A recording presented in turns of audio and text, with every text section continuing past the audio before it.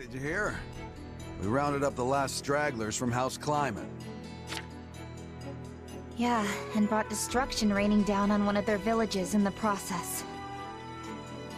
Of course, it was partially their fault for mustering an army, but I can't believe His Majesty would allow such meaningless slaughter.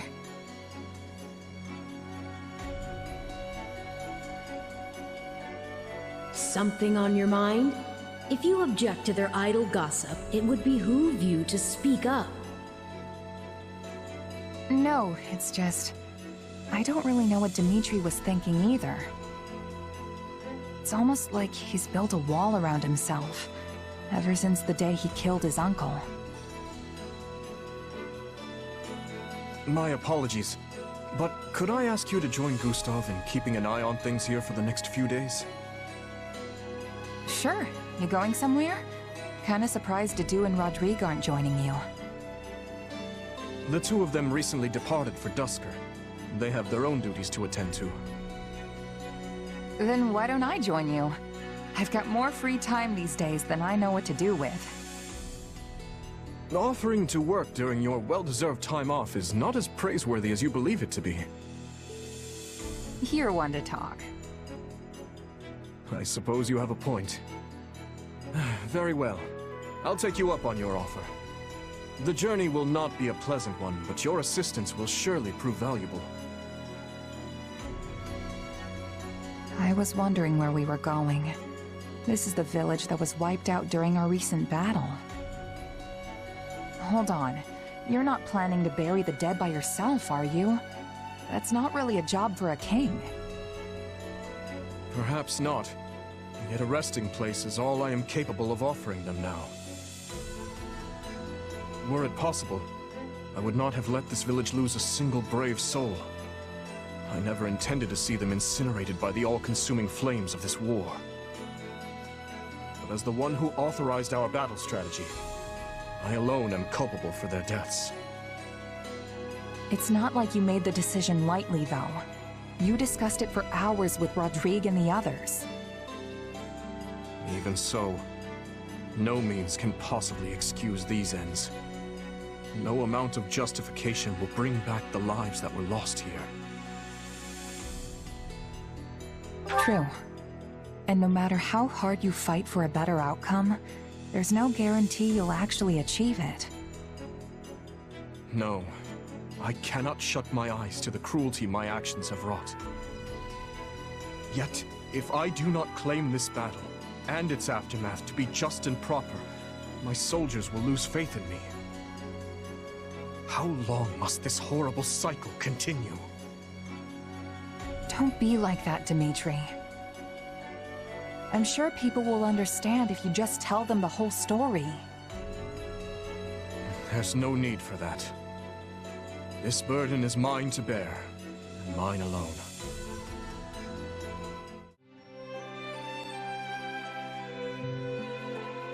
Hey, Dedue, what are you doing here? You need something? No, but I must ask, what are you doing here? Just, you know, making sure all the equipment's in good shape. With how rough yesterday's battle was, I figured it couldn't hurt to round up all the weapons that got broken and try my hand at fixing them. I see. Sorry? Should I not have taken them out at night or something? You're giving me this look like you don't trust me. You have His Majesty's trust. I will not lay a hand on you. But I would like to better understand who you are. Come on, we've spent 2 whole years together, and you're still giving me the side eye? Time does not make a potential traitor any less a traitor. I guess you have a point there, and I'm sure you've seen plenty of betrayal at the capital. Besides, I don't exactly want to go losing my employer either, so feel free to keep as many eyes out as you think necessary. Dimitri clearly needs all the help he can get. I mean, he made me a commanding officer without so much as a second thought to my past or my intentions. Yet that conviction makes people follow him. And I agree with his decision. Having you close by is convenient. What, so you can keep a better eye on me? It doesn't really matter. As long as he's paying me, I'll do whatever I've got to do to win for him. Oh, and if I do anything suspicious, you're more than welcome to cut me down right then and there. A very mercenary response. Well, yeah, that's what I am. I might have risen the ranks, and I might have my own unit now, but I'm still a merc at heart. As long as I get the results, everything else, like trust and respect, will follow. At least, that's what my old Captain Burling taught me. So I guess I don't have much choice but to just keep at it till I earn your trust. I see. Now, these weapon repairs will take time. Allow me to aid you. You sure you don't mean keep an eye on me? Glad to have your help, though, Dedue. You know, Felix, I've been thinking... Actually, never mind. What? You can't say that and then not tell me. Come on, out with it. Okay, it's just... Even though you never show it, I can tell you really care about Dimitri and the others. You all right there, Felix? There's no reason to get all choked up over it. It's your fault for saying something so ridiculous. Hey, you're the one who asked. But it's true, isn't it? I know I'm right. And what proof do you have? Well, for one, you move way better when you're fighting alongside them. That's only because I've known them so long now I can predict their every move. Boar always rushes straight into enemy lines, so I have to be ready to cover him. Of course, few can survive one of his mad dashes. But I can't just leave him alone. The man doesn't give his own safety a second thought. We don't coordinate, though. I just stick around to make sure the coast is clear for him to run wild. Huh. But when you're fighting with Ingrid, you're usually the one who ends up charging forward. Yes, because her Pegasus is an easy target for enemy archers. It's better for me to dash ahead first and eliminate any potential threats. Not that she's incapable of dodging an arrow or two. But she loses sight of her surroundings in the heat of battle. If she advanced before I did, a cloud of arrows would be the end of her. Uh-huh. So then why do you always get surrounded when you're fighting with Sylvain? Because the braggart always insists on showing off. Though if nothing else, he does have the skill to fight his way out of any bind. Sounds like that's not part of your strategy then. But you'd still never pull it off if you didn't trust each other. It's all natural for a soldier.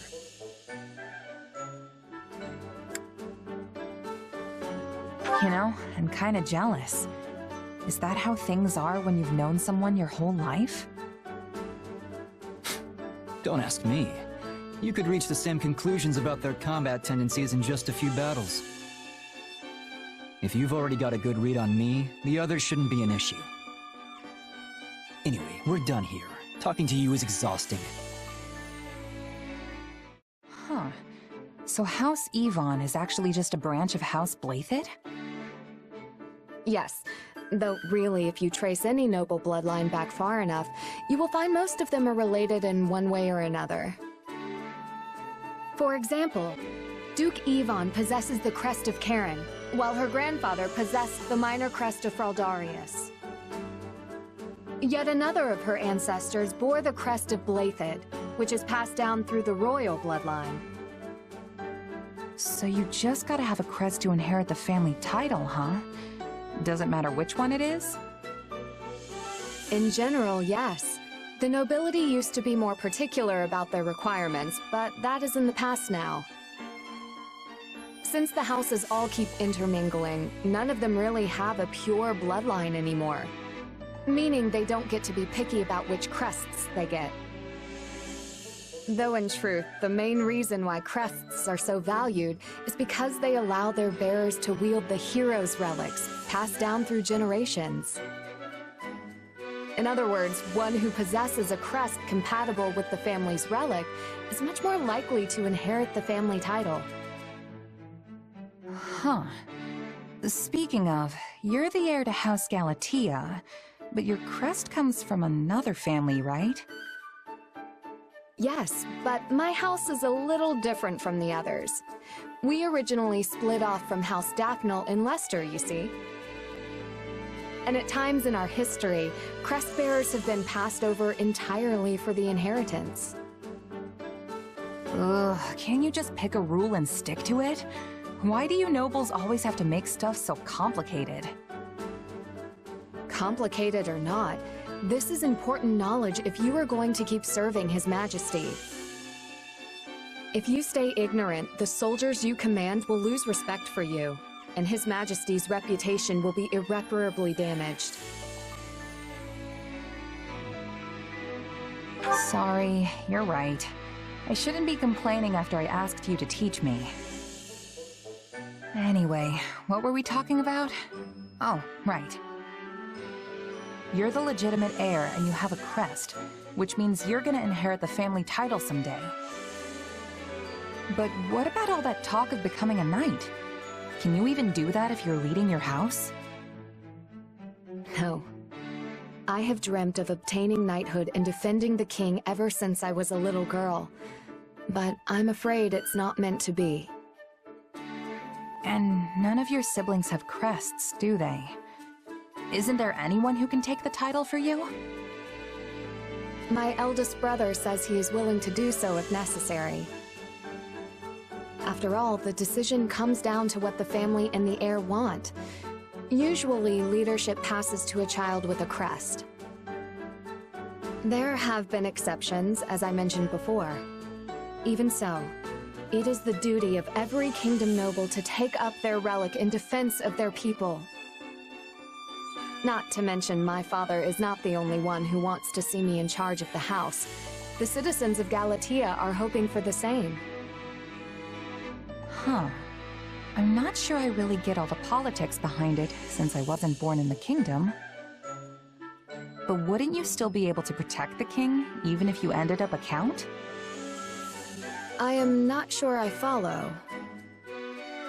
Sorry, I can explain some other time.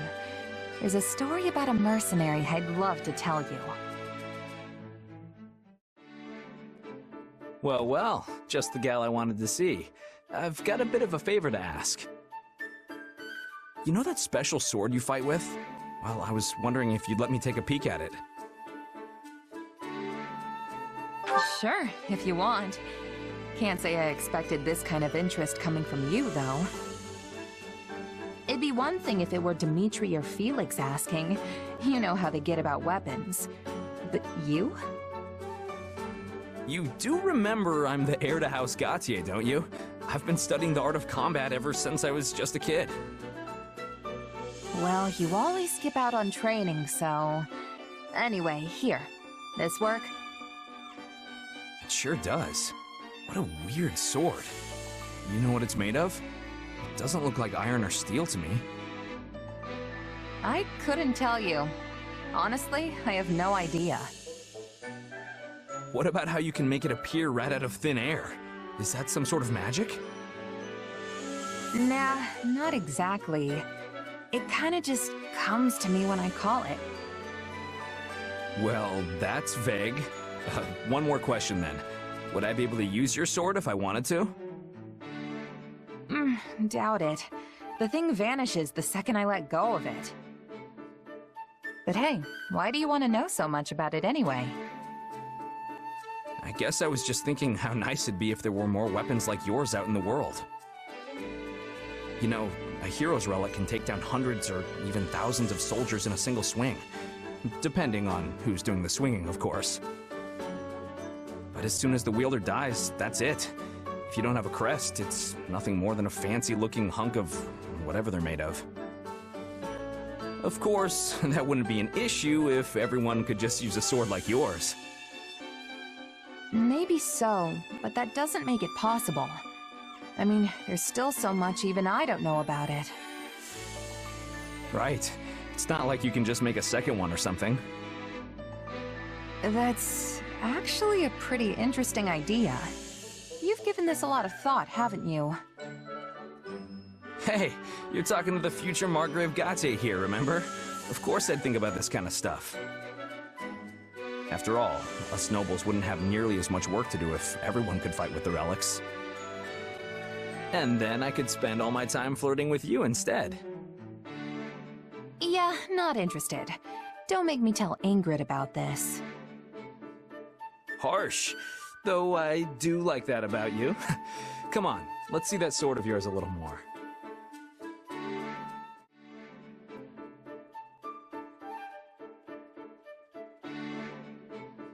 Oh, it's you.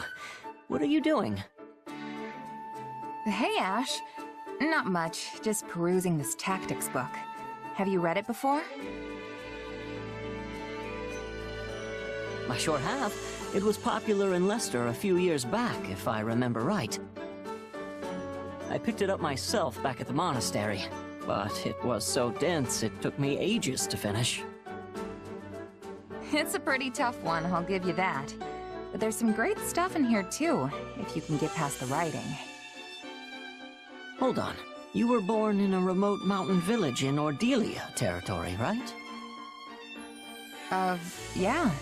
What's your point? I guess I'm just impressed you can handle such an obtuse book, given your upbringing. I mean, nobles and the children of rich families are taught to read by default, but most commoners never get the opportunity. Honestly, I've been wondering who taught you ever since our time at the academy. I hope I didn't offend you. I'm just curious. Nah, it's fine. I learned from my mom. Adoptive mom, that is. Looking back on it now, it is kind of weird that someone as smart as her was off living in the middle of nowhere like that. Well, I'm sure she must have had a reason for being there. Hard to say. She never liked talking about her past, so I don't know much beyond what I saw for myself. At the very least, it's obvious she was well educated. That's clear just from looking at you. Not only can you read and write, but you know arithmetic and how to navigate with a map, too. In that sense, you're not so different from the average noble or knight raised in the lap of luxury.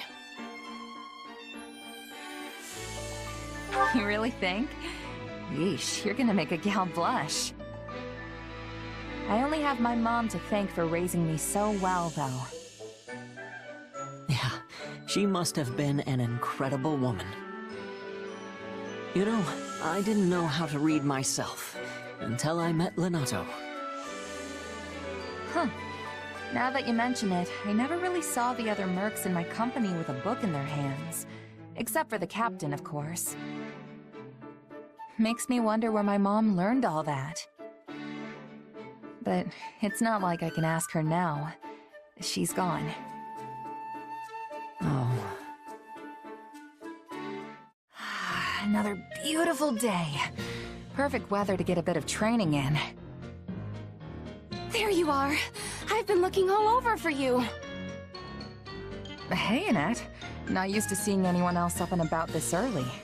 What's up? Oh, this is awful. Just the worst. This doesn't have anything to do with me, does it? It absolutely does. You sang my song in front of the other mercenaries. Your song? Oh, you mean the one about the horse that had a human face? No! I mean, yes, but that's not what it's about at all. Really? I could have sworn the lyrics said something about the guy's body being 80% horse. I liked it so much I couldn't stop humming it to myself. And then I had to teach it to the other mercs when they overheard me. Which explains why I heard it in all corners of the camp. It really caught me off guard. I haven't sung it for anyone else yet. Only you. Sorry, should I have kept it to myself? I thought it was a great little tune, honest. I'm glad you liked it that much, but I hadn't even finished writing the lyrics yet. I don't mind my songs getting around once I'm happy with how they turned out. But it's super embarrassing when people hear one before I've finished writing it. Okay, yeah, that's fair. It's no fun when people see or hear something when you're not ready to show it off. I mean, I'm the same way. I can't stand it when other people watch me practice my sword work. Though I can't really avoid it if I want to get any real training in.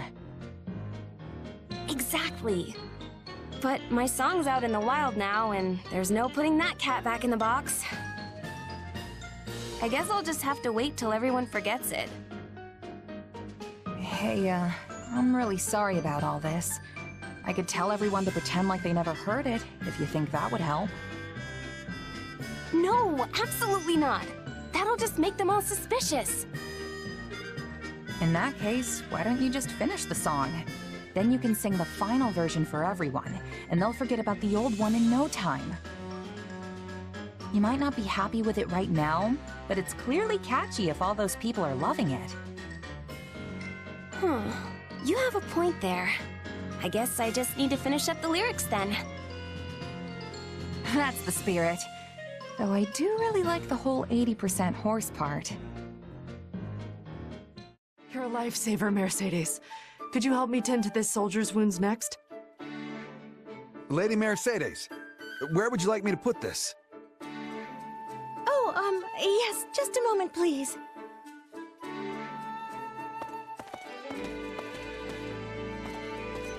You really have your hands full, Mercedes. Anything I can pitch in on? Oh, goodness. I appreciate your offer, but I couldn't possibly ask you to take time out of your day to assist me in these tasks. Hey, don't be like that. Anyone who's still got the legs to stand on after a battle needs to do whatever they can to help. I'm no physician, but I can at least help get some of this stuff organized. But you only just returned from combat yourself. Aren't you exhausted? Nah, not really. We weren't on the front lines or anything, so I'm still good to go. And I'm not buried in paperwork afterwards, unlike the others.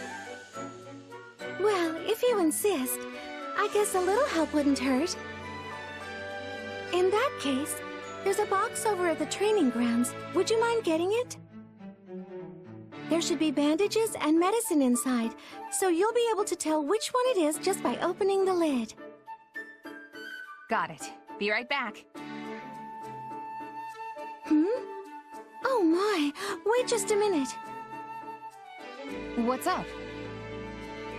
Give me your right hand. Okay.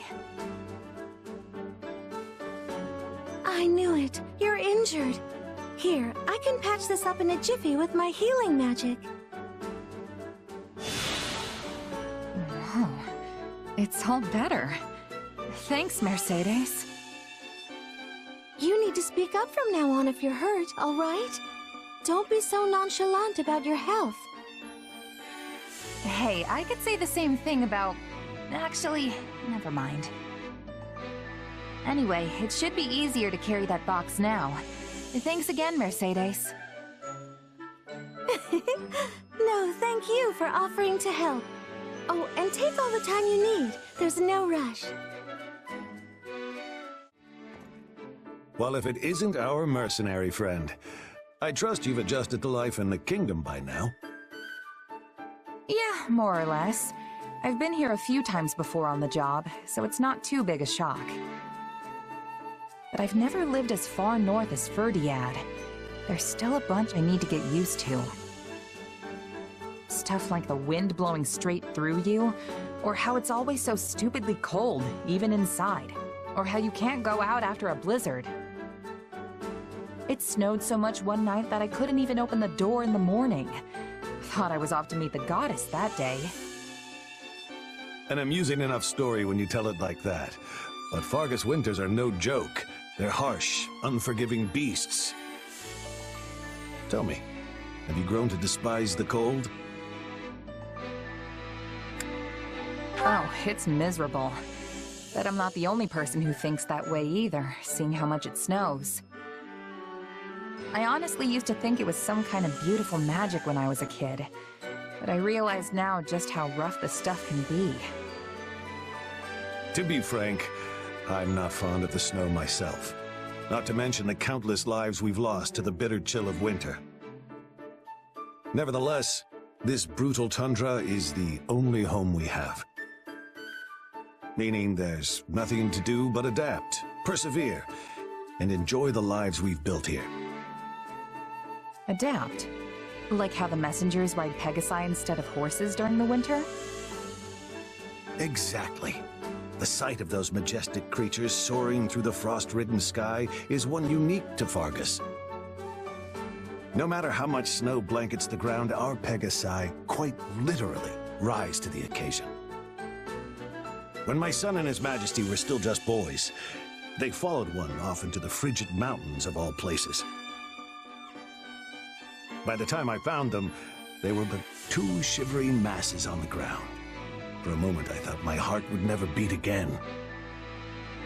So Felix has been getting into trouble ever since he was a kid, huh? His penchant for danger is unchanged, yes. Though I fear his disposition has grown far sharper. The hardships of becoming Duke at his age are undoubtedly weighing upon his mind. I don't know. I don't think you need to worry about him. He can take care of himself just fine. A fair point. Perhaps it's time I let him spread his wings like the Pegasus he chased all those years ago. It seems the coming winter will bring more than just cold to Fargus. The ravages of war approach on the same wind. Training in such conditions will be a struggle indeed, while we cannot afford to ignore the looming Srang threat either. Managing our territories through it all will not be an easy task. But I have faith we will adapt, persevere, and overcome, just as we always have. Next winter, huh? We'll just have to do whatever it takes to make sure the war's over by then. Mercedes, did you go out? Yes, I went to the town of Camulus to help the church. I see. And how did you find it? The townspeople seemed fine enough, but the clergy were very busy. As you know, lots of people fled to Fargus when the war started. And while a number of towns took in refugees, Camulus is particularly busy on that front. In that case, I should send reinforcements and resources from the capital. I will speak with Lady Rhea about this presently. Thank you, Dimitri. I'm sure the clergy will be pleased to hear it. I'm incredibly grateful to you for coming to the church's aid, you know. Most of those people would have ended up homeless if not for your actions. As I recall, you fled from the Empire yourself at a rather young age. Yes, and it was awful. We had nothing to eat and nowhere to shelter from the wind and rain. If not for the priest who helped us, I don't know what would have happened. Are you all right, Dimitri? You seem sad. My apologies, Mercedes. But may I speak plainly? You don't need my permission to do that, silly. What's troubling you? I have been wondering for some time if accepting the Central Church was the correct decision. By giving them shelter, I have also given the Empire the perfect excuse for invasion. You took them in because you thought it was the right thing to do. Isn't that so? Yes. The Church of Seiros is deeply entwined with the kingdom's history and politics. The Crown's authority is granted by the Church, which also takes part in governing our villages. Were I to sunder that connection, nobles and commoners alike would be furious. The kingdom would be split anew, and chaos would reign. That is a tough one. It seems like you're going to end up with a fight no matter what you do. Well, at the very least, I know the townspeople are grateful. But I also know it's not as simple as all that. I'm sorry. That probably didn't do much to help ease your concerns. No. I should apologize for making you listen as I prattle on endlessly. Oh, nonsense. If it helped you in any way, I'm glad to do it. Well, I certainly do feel better. Thank you, Mercedes. And please know that I am here for you for whatever reason, no matter how small. My apologies, Felix. Am I getting in the way of your work? No, I just finished up. What do you need? I picked this up on the training grounds. I think it might be yours. Hey, that's my brother's spur. I thought I'd lost it. I ran around asking all the knights who it belonged to. The royal crest made it seem important. You really should take better care of it. Didn't Glenn receive this as a gift from the late king? Yup. Don't shrug me off like that. I am surprised. You never struck me as the type to keep such a memento with you. Guess I thought it might come in handy someday. Whatever you say. Just make sure you don't misplace it again. Ingrid. Wait. Yes? You should have it. Excuse me? Absolutely not. I could never accept something so precious. When my brother was appointed by the king, who do you think he told first? It wasn't me or my father. It was you. So take it. But If you want the truth, I always planned to give it to you anyway. I just never found the right time. Well, if you insist, then I accept. Thank you, Felix. But don't get the wrong idea. I'm not doing this so you can go drown yourself in grief. Oh, I am very much aware. I know full well how much you detest such displays of sentimentality. I should get going. I have a meeting to attend. Farewell, Felix. What were you thinking? Sticking your nose into some soldier's fight?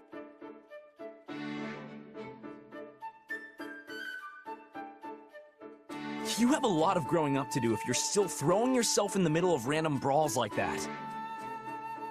Keep this up, and House Fraldarius' reputation will be rolling in the mud with you.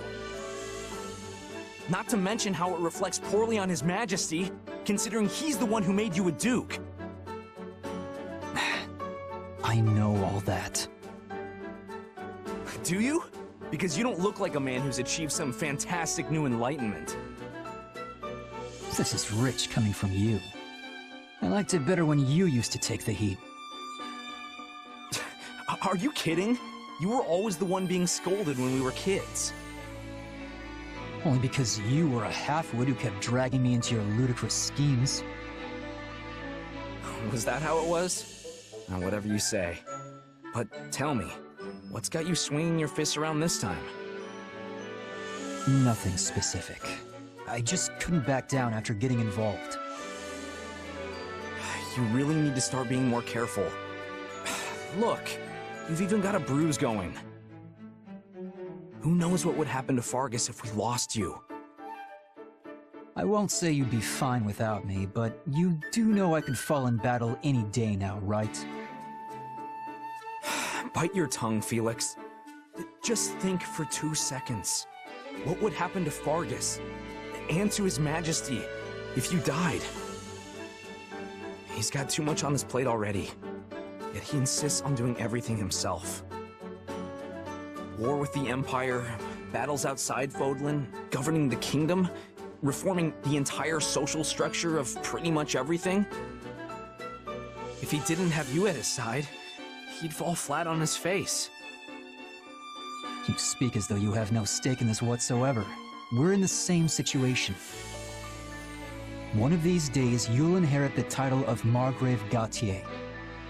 Are you ready for that? I know. Trust me, I am very well aware. Which is why I always act with the utmost integrity. You're the complete opposite of integrity. Though I suppose you have been attempting to shake some of your old habits recently. You know, it wouldn't kill you to pat me on the back every once in a while. You're like a baby that just learned to walk. A pat on the back would only knock you over. You can try to make up for your past actions all you want, but that kind of thing isn't easily swept aside. The sooner you realize that, the better. That tongue of yours is sharp as ever, I see. Never change, Felix. I guess I was a touch reckless this time, as much as I hate to admit it. So I'll give you that much. Mercedes, good. I need your help. Felix? Why do you have a cat? Picked it up? Yes, I can see that, but... Oh no! Its little leg is hurt! Here, let me have it. I may be able to heal it with magic. There. It should be fine now. Thanks. Sorry for the trouble. Oh, it's no trouble at all. Though I must admit, you're the last person I expected to bring me an injured kitten. It reminds me of how my little brother once took in a cat when we were young. Hey, that's right. You have a brother from a different father, right? Yes. This was a long time ago, when we both still lived with House Bartels. My brother took in an injured cat, and after it healed, it began living in the mansion. We did our best to feed it secretly so it wouldn't be discovered. Secretly? What's the big deal with one little furball? We couldn't let anyone find out, no matter what. The people in that house were horrid. Had they learned of the cat, they would have put it in a sack and tossed it in the river. Eventually, my mother and I left House Bartels and never looked back. Though we left my brother behind. Still, I've always wondered what happened to that poor little cat. Animals are smart enough. If the thing felt threatened, it would have taken off. I suppose you're right. Anyway, now that you've fixed the cat, I should bring it back to where I found it. Are you sure? It's clearly taken a shine to you. Yeah, but I can't keep it. The thing's practically a kitten. What if it has parents that, I don't know, miss it? Yes, I suppose returning it would be best. All right, go. Shoo! Come on, get out of here already. Stop rubbing my legs. What is it? You want food? Well, I don't have any. Ah, that cat really likes him. Animals clearly understand when a kind soul comes to their aid. Mercedes, do something. This cat won't stop following me. I'm sorry, but there isn't anything I can do. You'll have to wait until it feels like going home. Goodness, really? Having a cat like you is a good thing. I'm not sure it is. Well, so long as you're stuck waiting, we may as well get comfortable and have a nice chat. Hey. What kind of greeting is that? I gave you my title, not free license for insolence. Spare me the lecture. I have a question about the lords of Southern Fraldaria's territory. So you're having trouble with them as well, are you? Let me guess. They're withholding provisions. Or perhaps they refuse to send troops they promised. How did you know? Because I've been through the same thing with them any number of times. Southern soldiers are unskilled, but they make up for it with sheer numbers. I need their cooperation, yet they refuse to negotiate. And I have no idea how to convince them. Yes. I imagine they're dealing with their own issues. And what issues would those be? When they refused to send reinforcements for the invasion of Sreng, it was because the lords were embroiled in a succession dispute. If one house sent soldiers, the others would pounce on the opportunity to move against them. But mere letters could never have told you something like that. So you went around to each territory personally? Yes. Though considering we're presently on war footing, doing so now would be unwise. Well, that's hardly helpful, but I'll take it into consideration and see what I can do. Something funny? Just thinking that you've grown into a fine duke. Were you expecting me to fail? You're the one who gave me the title, after all. True. But I inherited the role when I was much older than you. You're doing extremely well for your age. It seems I raised two very capable sons. Don't tell me you're glorifying Glenn's death again. Felix. I've been walking in your footsteps, serving our king and leading an army of knights. After all that, I thought maybe I'd come to understand you a bit better. But I still can't stomach what you said that day. Looks like I overstepped yet again. Perhaps the two of us will never see eye to eye. If Glenn were alive, I half suspect he'd say I was being childish. I have exhausted most of the Pegasus Corps, so how should I advance the mounted units on the ground? A tricky proposition indeed. The enemy general won't be foolish enough to miss a chance to seize the advantage here. If we are going to face the enemy with our remaining troops, it would be best to have the mounted units take up formation in the narrow pass to the east.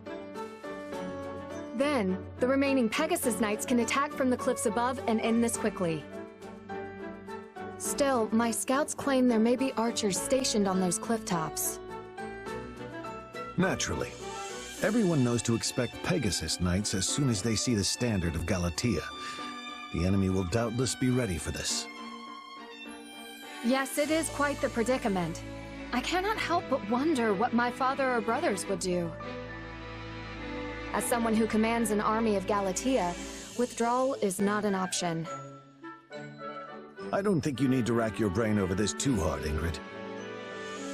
But if we fight without any sort of strategy, we will suffer major casualties. Which might prove to be in your favor. If the enemy sees your back to the wall, they may let their guard down and grow reckless. How many Pegasus Knights stand ready? Nearly half. Perhaps more if their wounds can heal in time. Then select the most skilled from among them and make for the cliff tops. And fly into the jaws of their trap? While using the speed of the Pegasi to minimize injury, make it look like you're taking a desperate retreat. Then withdraw your troops. If the enemy thinks they've subdued the famed Pegasus Knights of Galatea, they'll deploy troops from their main fortress, leaving it lightly guarded. Once they do, send a separate unit of your remaining Pegasus Knights to capture it. Yes, that just might work. You are amazing, Lord Rodrigue. I suppose this comes from your wide range of experience. Actually, it's a strategy suggested by your brother once upon a time. My brother? Oh, that's right. I believe he served in Sreng while he was still a squire. Despite his low rank, he astonished us all with his clever suggestions for deploying our flying units. I have a long way to go if I wish to live up to him. I must prove more diligent about studying strategy. Very ambitious. My son could stand to learn a thing or two from your example. But you ought not overextend yourself. Make certain to rest those wings every once in a while. I wouldn't be able to face the Count or your brothers if I allowed you to work yourself to exhaustion. Resting my wings is a rather difficult proposition. I can't very well run about playing games as I did when I was a child. In any case, I thank you very much for the advice. I think I know how to proceed now. The pleasure is mine, Ingrid. This is a most dangerous strategy, so let's endeavor to make sure we both come out of this alive.